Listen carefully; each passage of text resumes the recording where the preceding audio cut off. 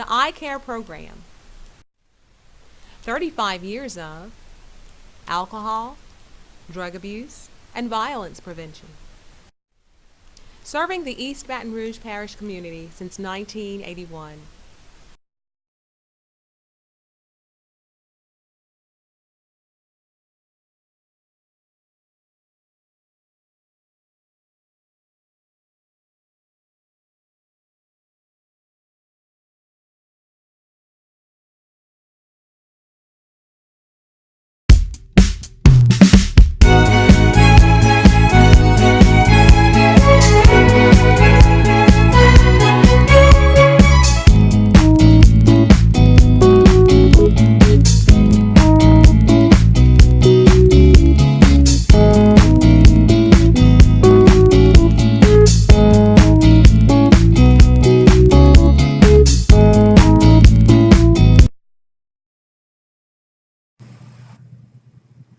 Hi, I'm Holly Sheets with the Victim Witness Coordinator for the U.S. Attorney's Office here in Baton Rouge, and I've got Sergeant Brian Furman with the Baton Rouge City Constable's Office with me today. We represent Louisiana law enforcement for gun safety.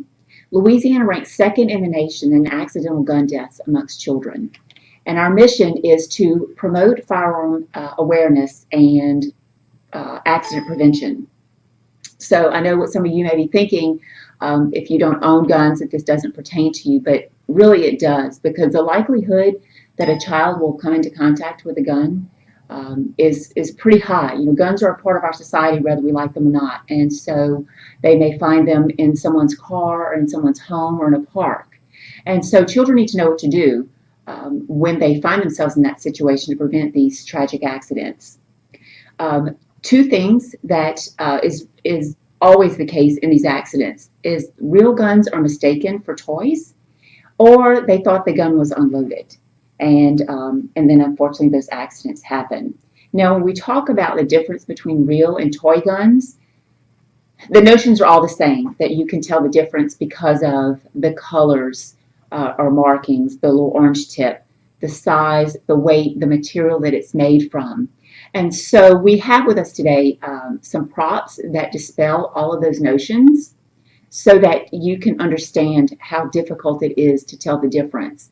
And the message that we stress throughout our programs when we teach children is to simply leave a gun alone, don't touch it if they find one, and to walk away and go tell an adult so that an adult can secure that firearm. So what we'll do is with some props, Sergeant Furman, and so that you can understand how dangerous it is to tell the difference. Okay. Well, thank you, Holly. Today we brought some pictures, and we also brought some real guns, and we brought some toy guns to help dispel those myths about what's real and fake. And like Holly said, you know, a lot of the kids these days they think they can tell the difference by the color or the weight. Well, I brought some pictures today, and this one right here happens to be the real thing. And we bring this picture to let them know that, you know, although this one's painted a whole bunch of different colors, it's still real. So you can't always tell by the color. This one here is actually in an evidence box. And this one also is a fake gun. And this one right here cost a young man his life.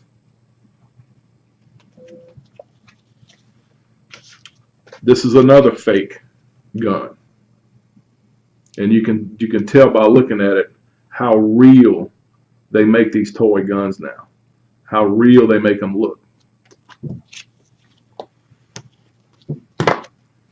Even this Hello Kitty is real, and as you can see, I mean, it's painted just like the doll itself.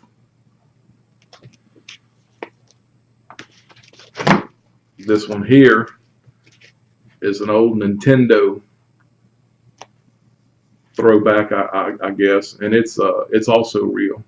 The only thing they did with this, they put the word Nintendo on it, added a couple of things to make it look like a toy, but this is actually a real gun. This one here is also real. Now you can see it has the orange tip on it, but it's real. They painted the end of the barrel orange to make people think that it's a fake gun. So very hard to tell these days between real and fake. You can no longer tell by the color or the what it even looks like. The props I've brought with me today, just to show you, the one here in my left hand is the real thing. The one here in my right hand is a fake. Now, just by looking at them, or even looking down the barrel, very hard to tell. Very hard to tell. The toy here actually functions like the real thing. The slide works, the hammer comes back, but it is a toy. This is the real one. It works the same way. Slide goes back and forward, and they look almost identical. Can you show them the orange? Yeah. The real one here, if you open it up and look in it, part of the magazine in here is orange. And a lot of kids these days equate that to being fake. Well, once again, that's not the case. Here we have a couple of revolvers. The real one is in my left hand. The toy is in my right hand. The toy, as you can see, functions the same way as the real one. If I take the real one, drop it on the table here, you can hear the sound it makes. The toy here, I'm going to drop it, it makes the exact same sound. Although this one is a toy, it weighs the same and functions the same as the real thing. It's made out of the same material as the real thing. It even has on the handle the marking for Colt, the gun maker. But it is made and sold as a toy. Now, also here, a lot of kids think the size makes a difference. Well, here in my left hand, I have a .22 Magnum pistol, North American Arms. Real thing. Here in my right hand, I have a .32 caliber revolver. As you can see, both of these guns are very small, but they are real. The one in my left hand has a 5-round cylinder. It holds 5 rounds. But look how easy it fits in the palm of my hand. So, very hard to tell by the size these days. Very hard to tell by the size. The last one I brought with me is a replica of a semi-automatic 9mm. That's right, it's a replica. In your hand, it looks like the real thing.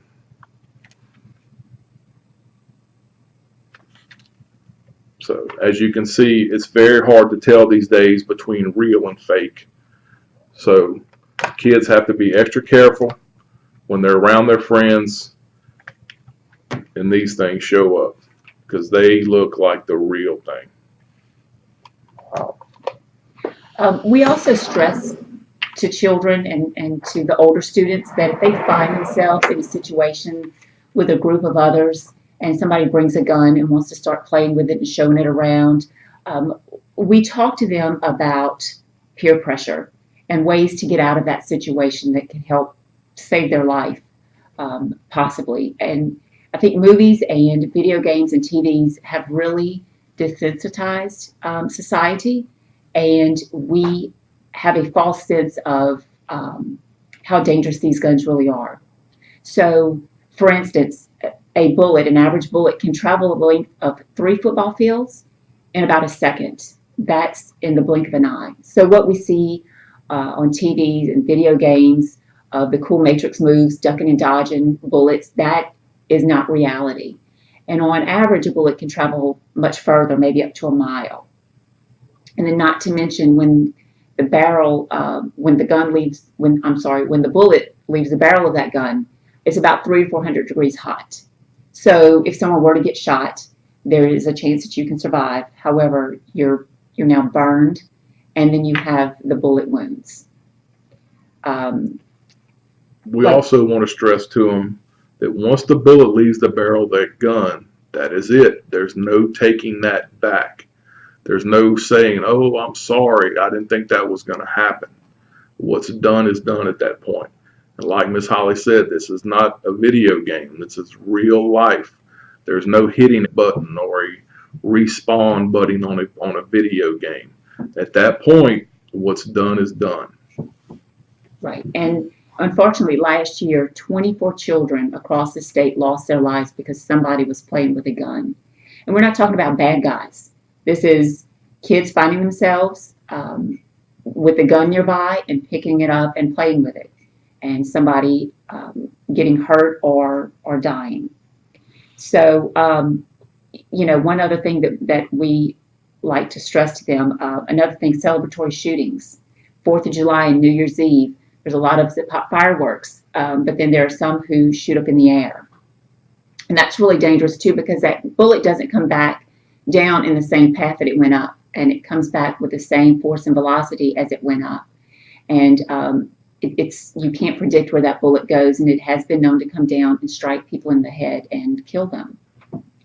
So what else do we normally talk about? Culpability. These accidents, it's 100% preventable.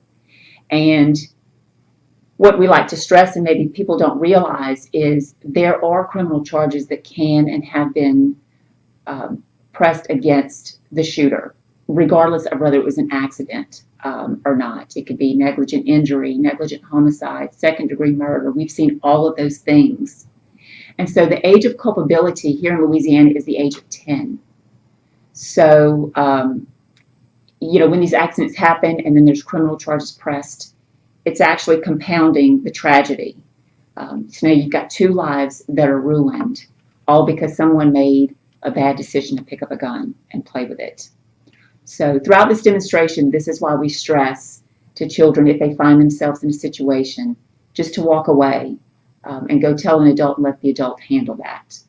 We also want to stress to them, if they're at school and somebody finds one on the playground, go find the teacher, tell the teacher or administrator where that gun's at, and so we can come get it. The police can come get it. Same thing if they're at a friend's house.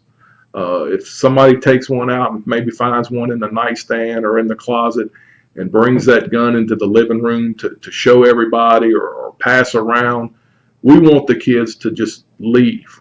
We want them to make some kind of excuse, hey, my mom said I had to come home, I have homework to do, something to get them out of that situation. And when they get to where they're going, tell a responsible adult, hey, y'all need to know that, they're playing with a gun over there.